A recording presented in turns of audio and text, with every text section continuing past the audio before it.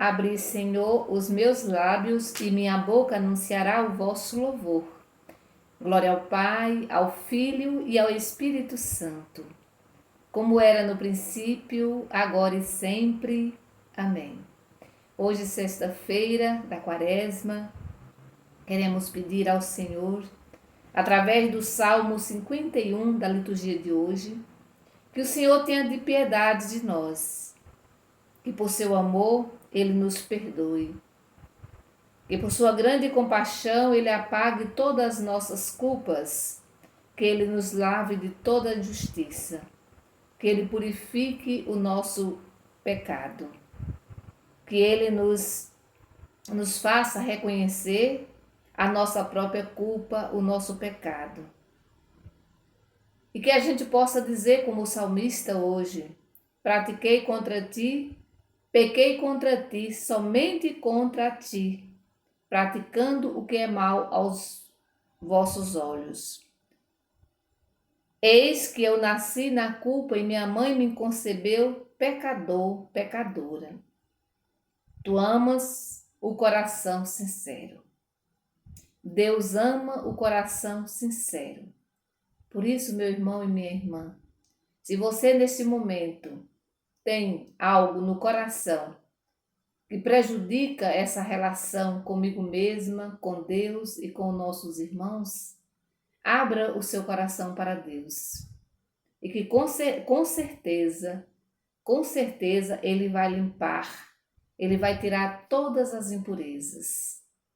Ele vai tirar tudo aquilo que nos atrapalha, tudo aquilo que deixa o nosso coração triste, né? Tudo aquilo que me atrapalha e que atrapalha a minha relação sobretudo para com o meu irmão, para com a minha irmã. Peçamos com sinceridade a misericórdia de Deus. Queremos, nesse momento, trazer presente as pessoas que pediram, que confiam em nossas orações. Quero trazer presente a família do seu Acácio Ramos, ele que faleceu ontem à tarde. Estão rezando pelos seus familiares. Tem algum tempo que a gente vem rezando pelo seu Acácio. Ele mora lá em Uiú, né? E o enterro certamente será hoje em Palma de Monte Alto. Então vamos acompanhar a família com as nossas orações. Queremos também rezar pela recuperação do Alex Mota Gil, da Liliane Oliveira, do João Batista Barbosa, da Keila Jubiele, do Natanael, da Neide Solange Gomes, da Milena Coelho e toda a família, do Sebastião Brito Santana, da Maroli e família. Queremos também rezar pelo seu Antônio José Leite, pela Solange, pelo João Batista, pela Joana Dark Martins, pela Lucivânia Martins, pela saúde de Meire Correia Lacerda, Janicléa Freitas e pela recuperação da saúde, né, da Dona Edith Soares da Silva. Queremos também trazer presente João Jesus Silva, Olisa Pereira Montalvão, a Simone Raquel Dias da Silva, a Norma Castro Nogueira, a Maria Leite dos Santos, o Antônio José da Silva, a Carmelita e toda a família. Queremos também trazer presente a Zeneide Guilherme de Araújo e toda a sua família. Rezemos também pelas nossas crianças, pelos nossos adolescentes, a Maria Rita, a Júlia dos Santos, a Helena Dália, o Miguel Barros Barbosa. Queremos rezar também, entrar em comunhão com todas as vítimas das guerras, né? Com todas as vítimas da pandemia, com todas as pessoas que nesse momento se encontram sem esperança, sem motivação para continuar vivendo. Queremos também rezar pela nossa igreja, pelas pastorais, pelos movimentos, trazendo presente a pastoral da família de Itanhaçu. Em nome do Pai, do Filho e do Espírito Santo. Amém. Vamos abrir a nossa Bíblia hoje, nessa sexta-feira, após a cinza. Queremos rezar hoje, né, o Evangelho de Mateus, capítulo 9, o versículo 14 e 15. O Senhor esteja conosco, Ele está no meio de nós. Evangelho de Jesus Cristo, segundo Mateus. Glória a vós, Senhor. Então os discípulos de João se aproximaram de Jesus e perguntaram: Nós e os fariseus fazemos jejum. Por que os teus discípulos não fazem jejum? Jesus respondeu: Vocês acham que os convidados de um casamento podem estar de luto enquanto o noivo está com eles? Mas chegarão dias em que o noivo será tirado do meio deles. Aí então eles vão jejuar. Palavra da salvação, glória a vós, Senhor. Muito bem, os discípulos de João, diz o Evangelho, os discípulos de João e os fariseus estavam incomodados, né? Incomodados como sempre, né? Estavam incomodados com o comportamento dos discípulos de Jesus. Então, eles estavam incomodados com o comportamento dos discípulos de Jesus. Certamente, como a comparação aqui é uma festa de casamento com o noivo, certamente eles estavam ou eles viviam mais felizes, né? Não tinham nada porque eram seguidores de Jesus, mas eles estavam felizes porque estavam perto do noivo, né? E esse comportamento, ou seja, essa dúvida deles, né, essa questão, eles estavam muito incomodados com os discípulos de Jesus. Tudo por quê? Porque os discípulos de Jesus não estavam fazendo jejum como mandava a tradição, a lei, né? A lei mandava fazer sempre jejum e os discípulos de Jesus não fazem. Até porque nós já vimos em outros evangelhos que Jesus era visto como um comilão, né, como um beberrão. É aquele que se sentava à mesa com os pecadores, e isso incomodava muita gente. Muita gente apegada à lei, né? Muita gente que conheciam bem as leis, mas que, no entanto, colocavam fardos pesados nas costas dos outros, mas eles mesmos não moviam uma palha, né? Então, Jesus, é interessante que quando eles perguntam por que seus discípulos não estão jejuando, Jesus vai responder com uma comparação, né? Então, enquanto o noivo está com eles, né? Ou seja, aqui o noivo é o próprio Jesus, os amigos que aparecem aqui no texto são os discípulos. Então, enquanto o noivo está com os amigos, durante a festa de casamento, não precisam jejuar. Não precisam jejuar. Jesus aqui é o noivo, como eu já falei, e os discípulos são os amigos, ou seja, os amigos são os discípulos de Jesus. Então, não podemos assumir atitudes, e isso é real, né?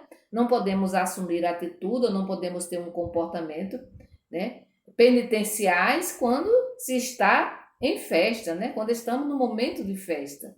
Isso é comum para todos nós e nós somos conhecedores disso, que não podemos assumir atitudes penitenciais no momento de festa, sobretudo numa festa de casamento, né?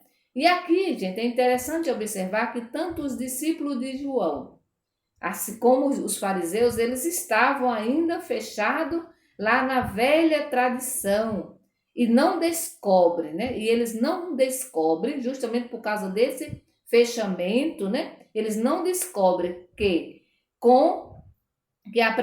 Jesus está presente. Então, eles não descobrem que Jesus está presente no meio deles, e uma vez que Jesus está presente, a festa ainda não havia terminado. Pelo contrário, havia começado. A festa tinha apenas começado, porém, eles se recusam a participar dessa festa. E por isso começam a questionar as atitudes dos discípulos de Jesus.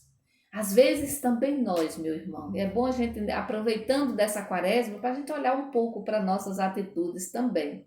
Às vezes também nós não participamos dessa festa que Jesus nos oferece todos os dias, né? Todos os dias Jesus nos oferece uma festa, Deus nos oferece uma festa. E nós ficamos tão apegado à lei, a leis, a tradições, né, que não são ruins em si, mas quando a gente se apega a elas demais, a gente não consegue perceber a presença de Jesus que está todos os dias conosco e nos convida a participar do banquete.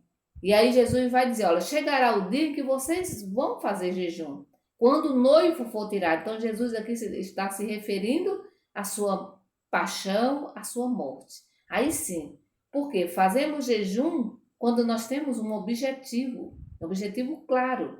Por exemplo, eu posso fazer jejum, e o Papa nos convidou, está nos convidando a fazer jejum, em prol, né, da guerra, das vítimas da guerra, da fome, da miséria, de tanta doença, dessa pandemia. Aí a gente faz jejum.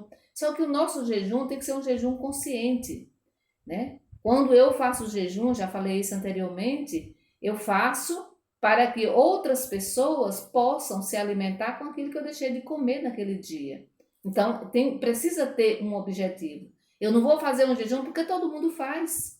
Porque todo mundo faz, todo mundo está fazendo, mas eu não sei o que significa, né? Não tem objetivo nenhum. Então, o convite, meu irmão e minha irmã, é fazermos jejum durante a nossa caminhada, por causa das nossas limitações, das nossas fraquezas. E aí, geralmente, quando nós estamos nessa caminhada, nós sentimos fraqueza, nós perdemos o ânimo, né? Perdemos o sentido da vida. Aí sim, aí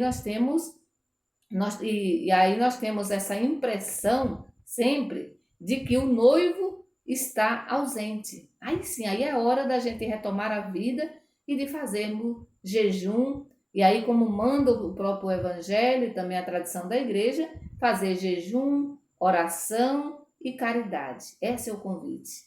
Quando a gente se encontra desanimadas, precisamos fazer jejum, precisamos rezar e precisamos fazer caridade, porque isso vai nos ajudar a recuperar o sentido da vida, né? A alegrar o nosso coração. Quando a gente faz o jejum em prol de outra, né, com objetivo, certo? Quando a gente reza ao Pai, e ali sem esperar a recompensa, né? Como disse o Evangelho da quarta-feira, e quando a gente faz caridade com amor, quando a gente ajuda o irmão, a irmã que está precisando da nossa ajuda.